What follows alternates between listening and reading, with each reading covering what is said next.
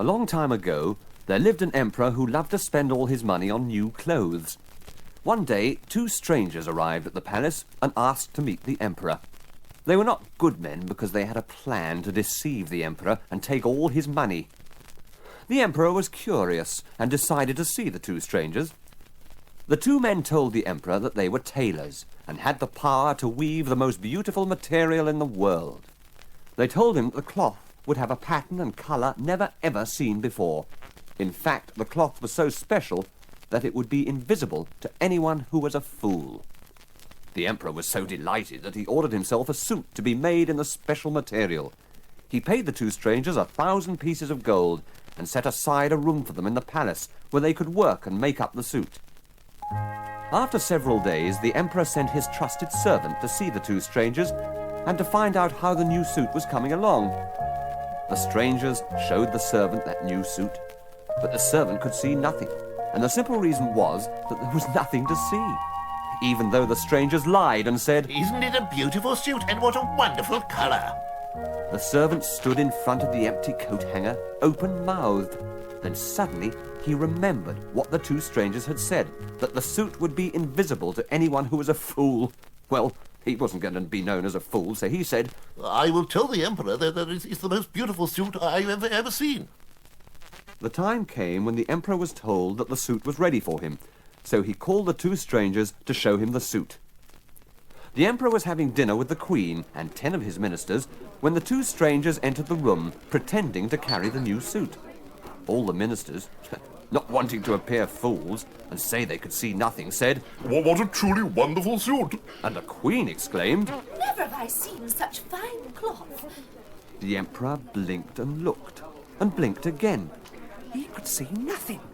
Nothing at all. "Am I a silly fool?" he said to himself. "It would certainly seem so if I admit that I can see nothing."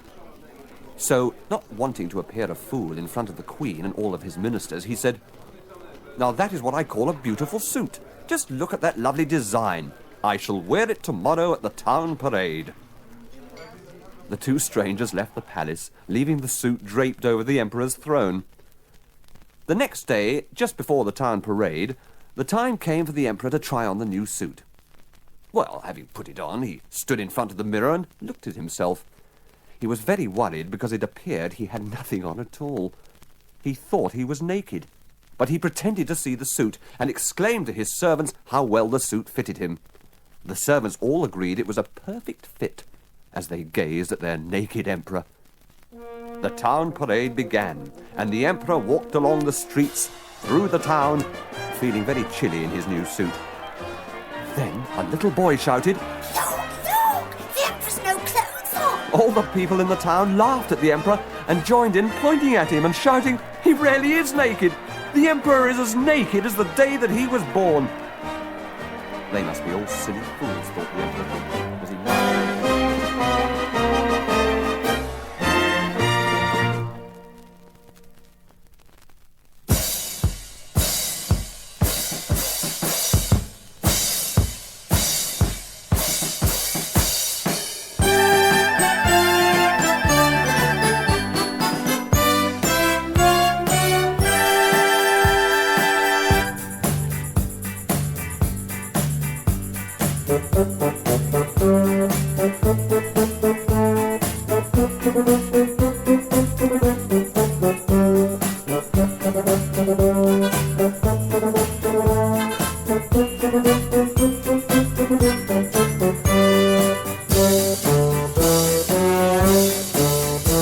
The grand old Duke of York, he had 10,000 men. He marched them all to the top of the hill and he marched them down again. And when they were up, they were up. And when they were down, they were down. And when they were only halfway up, they were neither up nor down.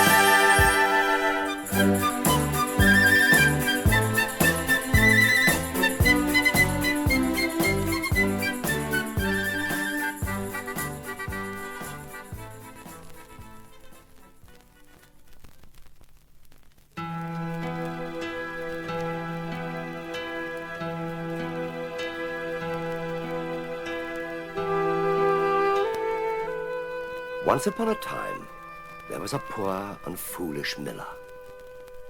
His only treasure was his pretty daughter, but the miller did not want everyone to know that they were very poor. So he told all the people in the land that his daughter could spin straw into gold. One day the king heard about the miller's tale, so he sent for the miller's daughter, who was very frightened because she knew that she could not spin straw into gold. But she did not have the courage to tell the king. The king led the girl to a room filled with straw. The only other things were a stool, a spindle, and a few reels. Now, turn all this straw into gold for me, and have it done by morning, said the king, and he locked the door. The miller's daughter began to cry, for she knew that if she did not do as the king ordered, he would have her killed. She put her head in her hands, and she cried. At that moment, the door came open, and in walked the funniest little man she'd ever seen. He was only 12 inches high, and had a long, pointed nose and ears to match. "Why do you weep so much, my pretty one?" he said. "Alas," replied the girl, "I have to spin all this straw into gold by the morning, or I will die." And she confessed that she did not know how. "Oh, but I do," said the little man. "What will you give me if I do it for you?" he asked. My beautiful necklace," replied the girl. The funny little man agreed and started to work. He worked all through the night, and when morning came, the room was filled with gold, and the little man went away. The king arrived, and was very surprised to see all the gold. And being a greedy king, he wanted more gold, and he said to the girl, "Right, come with me." And he took her into another room, much bigger than the first, with even more straw. And he told her to spin all the straw into gold by the next morning, or she would die. Once again, the king left and bolted the door. Oh dear," said the girl. "I won't get away with it this time." And she began to cry. At that moment, the door came open, and in walked the same funny little man. "What will you give me this time?" inquired the little man. The ring from my finger," said the girl.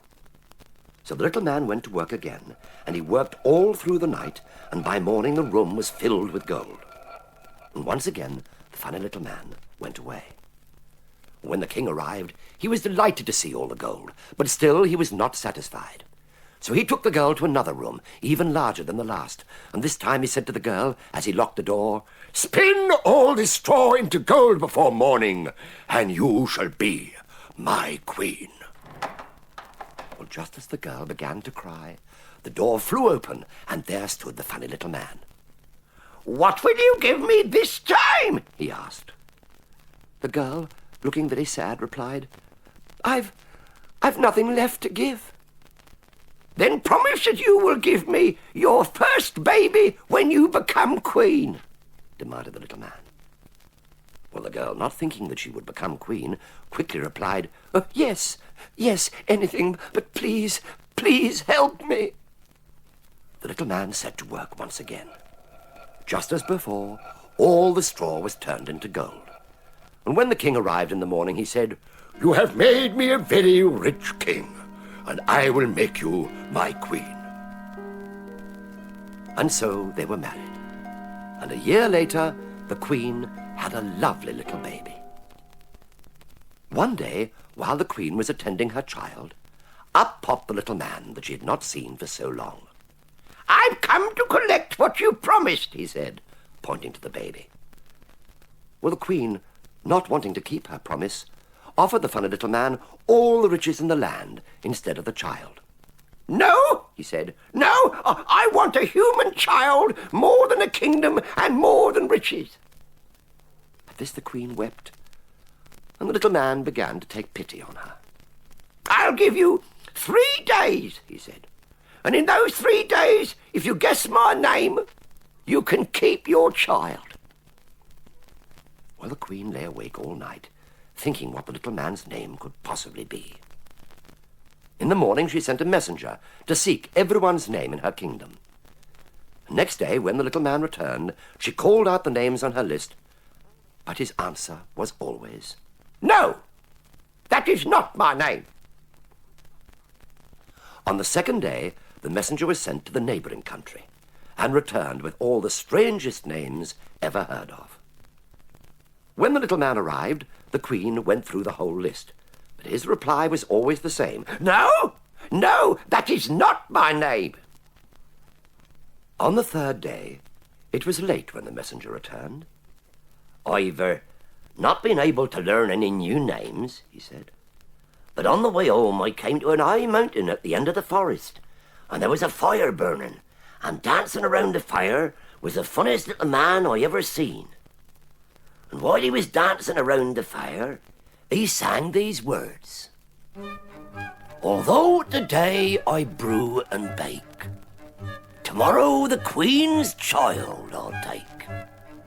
This guessing game she will never win, for my name is Rumpelstiltskin. When the Queen heard this, she knew it was the funny little man. And when the little man arrived for the third and last time, the Queen pretended not to know his name. She asked, Is your name Arnold? No, no, said the little man, no. Then it must be Cedric or Humphrey, said the Queen. No, no, said the little man. Then it must be Rumpelstiltskin. The little man was surprised and very, very angry. Oh, a witch has told you, he yelled. A witch has told you. And then he stamped his foot and he jumped about in a temper until he stamped his foot so hard he went straight through the floor. And it is said that to this day, Rumpelstiltskin has never been seen again.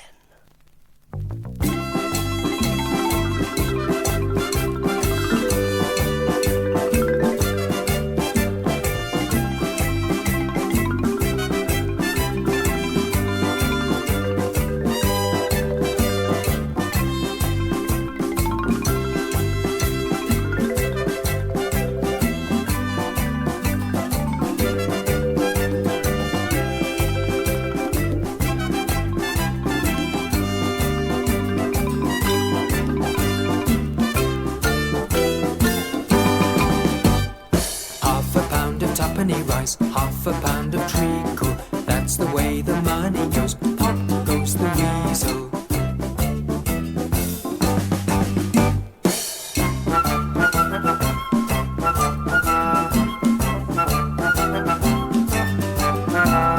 Half a pound of tuppenny rice, half a pound of treacle, that's the way the money goes. Pop goes the weasel.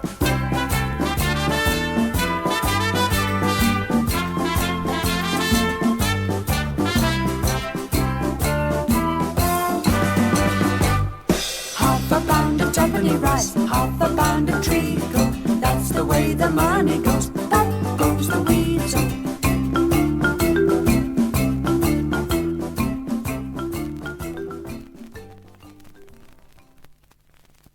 A poor woodcutter who lived with his wife and 2 children in a little cabin in the woods fell ill one day and was unable to cut any wood.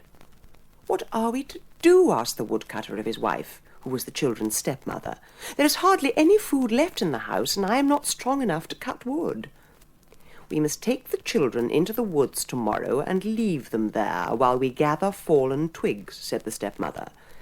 "If we take the children into the deepest, darkest part of the wood, they will never find their way out again, and we shall not have to worry about feeding them again." "How could you think of such a wicked thing?" asked the woodcutter. "If we have to feed 4 hungry mouths, then we shall all die in a few days from lack of food," said the selfish stepmother. Reluctantly, the woodcutter agreed to lead his 2 children into the dark wood and leave them there. The 2 children, whose names were Hansel and Gretel, had overheard their evil stepmother's wicked plan, and they decided to do something about it. Late at night, Hansel crept out of the house and began to fill the pockets of his coat with pebbles. When both pockets were full, he hurried back to the house and woke his sister, Gretel. "We shall not get lost in the wood now, little sister, for I too have had a plan," said Hansel. The very next day, the woodcutter, his wife, and 2 children set off into the wood to look for fallen twigs. Hansel and Gretel walked a few paces behind their father and stepmother, and every few paces Hansel dropped a small pebble onto the ground behind him. "What are you doing, Hansel?" whispered Gretel. "I am leaving a trail of stones so that we can find our way back to the house," answered Hansel. When the woodcutter and his wife had walked a few miles, he turned to the 2 children and said, "You must rest here, children, while your stepmother and I wander off in search of twigs." Hansel and Gretel did as they were told, and they waited there until night fell. Knowing that their father and stepmother had no intention of coming back for them, the children began to pick their way back along the trail of stones until, at long last, they came to their house. When Hansel and Gretel entered their house, the wicked stepmother pretended to be happy to see them, little knowing that the children had overheard her evil plan. The woodcutter, however, was genuinely happy to see his 2 children, and he kissed them both tenderly on the cheek. The woodcutter grew no better, and when, one day, another opportunity presented itself to the wicked stepmother, she planned to leave the children even deeper in the woods. All that remained in the food cupboard were a few crusts of bread, and one morning the stepmother gave a crust each to Hansel and Gretel. "This is all the food we have in the house," said the selfish woman, "and today we are going deep into the woods to seek more twigs for our fire."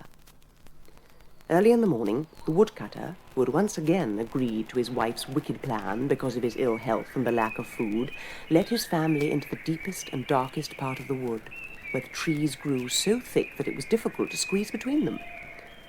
Hansel had been very wise, and the minute he had left the house with his sister and their father and stepmother, the boy began to crumble up the crust of bread. With each few paces, Hansel dropped a small handful of crumbs to the ground, leaving a trail through the woods. Later that morning, the woodcutter stopped and turned to his children, saying, "Here you must rest, while your stepmother and I go in search of twigs." The woodcutter and his wife wandered off, leaving the children alone. As night fell, Hansel began to look for the trail of crumbs, but he could not find them. Silly Hansel had forgotten that birds like crumbs, and the blackbirds, thrushes, sparrows, and chaffinches had had a fine meal that day. "Oh dear," sighed Hansel, "we shall have to find our own way back to the house," he said to Gretel. The 2 children walked hand in hand through the dense woods in search of their house. On and on they walked, but poor Hansel could not remember the way, and soon the 2 children were hopelessly lost. Feeling very tired, Hansel and Gretel decided to cover themselves with leaves and sleep till daylight came. The very next morning, Hansel and Gretel set off in search of their house again, but the more the children walked, the deeper into the woods they went. All of a sudden, Hansel pointed through the trees and said to Gretel, "Look, there's a house!" Sure enough, there, amid the trees, stood the prettiest house that Hansel and Gretel had ever seen, and when the children got closer, they saw that it was made of many strange things. The roof of the house was made of marzipan, and the walls of rich sponge cake, whilst the windows were cut from frosted sugar. The door of the house was made from chocolate, and in the centre was a little gingerbread knocker. Hansel reached up to the knocker and tapped on the door.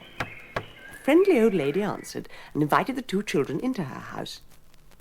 "You may eat any part of the house you wish, children," said the old woman, and Hansel and Gretel, who liked chocolate, ate a piece of the front door. Unfortunately, the old woman was actually a very wicked witch, who particularly liked to eat little children. And when Hansel and Gretel had grown sleepy with all the chocolate they had eaten, the old witch threw them into a tiny cellar and locked the door. When Hansel and Gretel awoke, they were very cold and frightened, and they called out to the old woman.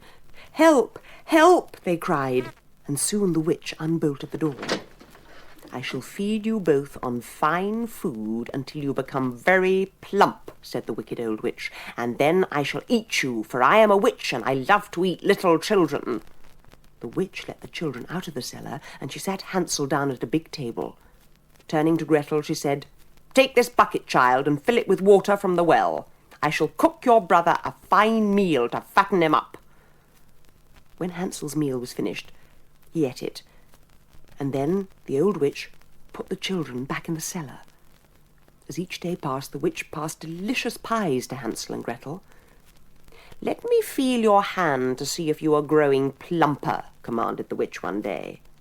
Hansel took a chicken bone that he had saved from a pie, and in the darkness of the cellar the old witch mistook it for the boy's finger. "But you grow no fatter, child. I must feed you more if I am to eat you soon," said the witch evilly. The witch shuffled away from the cellar and into the kitchen, where she lit her big oven. In a few minutes the witch kneaded flour, water, and yeast into dough, and having placed the mixture into baking pans, put them into the oven and shuffled off to get the two children. "Come," she said, ushering Hansel and Gretel through the cellar door. "I cannot wait for you to become any fatter. I will eat you as you are," said the witch, pointing a wizened finger at poor Hansel. "I have baked 2 fine loaves of bread to eat with you," added the evil witch. Hansel and Gretel clung to each other in fright, but the old witch pulled them apart and ordered Gretel to open the oven. Gretel opened the oven door and saw that the bread was baked brown. The witch shuffled over and leaned into the oven to remove the hot bread. With that, Gretel gave the witch a mighty push that sent the old woman headlong into the oven. Hansel leapt forward and slammed the oven door, and soon the wicked witch was nothing more than a pile of ashes.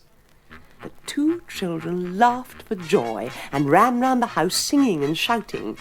In an upstairs room, just beneath the marzipan roof, the children found many sacks containing gold and jewels. The children filled their pockets with as many of the treasures as they could hold before leaving the witch's house. Hansel and Gretel walked out of the house and into the woods that lay beyond. Turning back to look at the house, the children saw that it had begun to melt. The fire from the oven had become so hot that the whole house soon fell into a great mass of molten marzipan, sugar, chocolate, and frizzled sponge cake. After many attempts, the two children finally found their way back to their own house, and when they saw their father, Hansel and Gretel gave him the gold and jewels. The woodcutter sold the gold and jewels, and with the money he was able to provide fine food for his two children. The wicked stepmother was given a fine ruby ring and told never to darken the woodcutter's door again. "Won't you walk into my parlor?" Said the spider to the fly. "It's the prettiest little parlor you ever did spy. And the way into my parlor is up the winding stair. And I have many pretty things to show you when you get there." To ask me is in vain, for who goes up the winding stair will not come down again. "Come in." No, no. "Come in." No, no. "Come." No. "Come." No. "Come." In an old tumble-down cottage lived a woman with her son Jack. At the side of the tumble-down cottage was a small meadow which belonged to the woman, and in it she kept a cow. The cow was a fine animal, and it gave much milk, which the woman turned into butter and cheese, and this she gave to Jack to sell in the nearby village.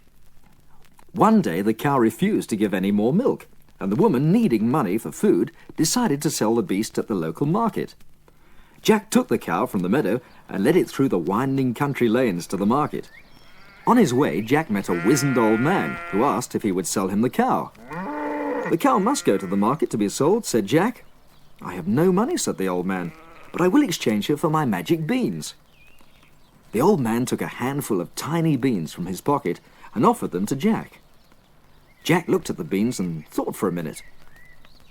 "If I take the cow all the way to the market, I shall only receive a few pieces of silver for her," he pondered. "But if I exchange her for the beans, Mother and I can plant them and we'll have food all of our own." "Wake up, young fellow," said the old man, gently prodding Jack in the ribs. "Will you exchange your cow for my beans?" he asked impatiently. "Yes," replied Jack. "Then here are the beans," said the old man, taking a handful of seeds and pouring them into Jack's hand. "You're a very wise boy, for these are no ordinary beans," added the old man. Jack placed the beans in his pocket and gave the cow to the old man, and the two of them bade farewell to each other. Jack felt very pleased with himself as he trotted jauntily down the road in the direction of his tumble-down house, and he whistled and sang. "Look what I have in exchange for the milkless cow," said Jack to his mother when he finally arrived home.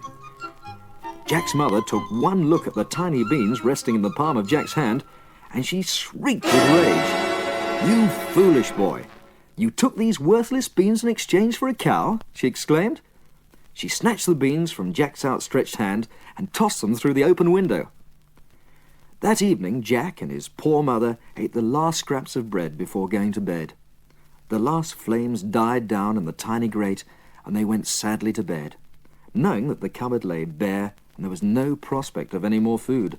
The next morning, Jack left the tumble-down house in search of eggs, and just below the window where his mother had thrown the beans, there was a little green shoot that seemed to grow bigger as Jack looked at it. Taller and taller grew the shoot, until within a few minutes it had become as tall as the house. Up and up it stretched, and Jack gazed at the bean in amazement. Truly, these were no ordinary beans.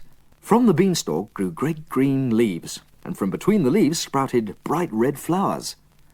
The more Jack looked at the beanstalk, the taller it grew, and soon it stretched up high into the clouds. The stalk was as thick as a tree by this time, and the great green leaves threw shadows over Jack's tumble-down house. Jack became very curious, and he set about climbing the giant beanstalk to see where it led. Higher and higher he climbed, and soon the clouds were brushing Jack's head. Looking down, Jack saw his little house and the surrounding fields, and the whole countryside looked like a green and brown patchwork quilt. He stopped to rest among the great red flowers before climbing into the clouds.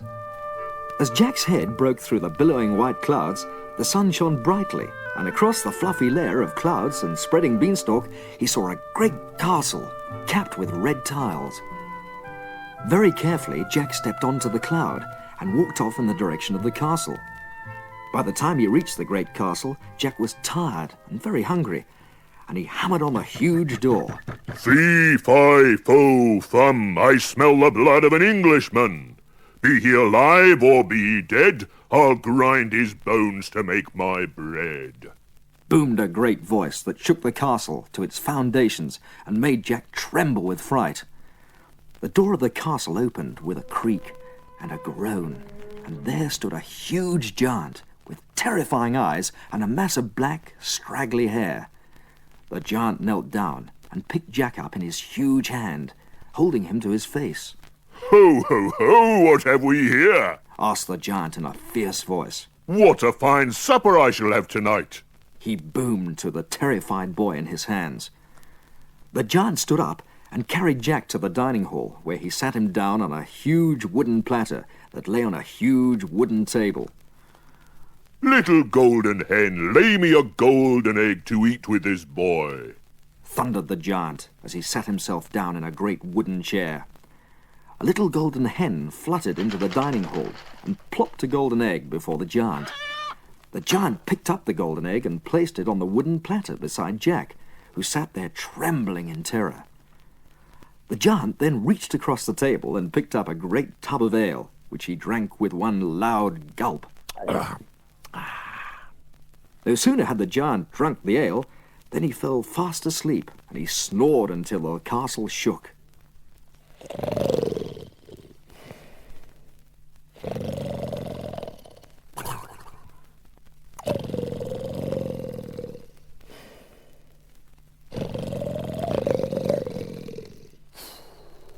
Jack waited a few moments to see if the giant would remain asleep, and then he snatched the golden egg, which he was just able to carry, and hopped down from the great table.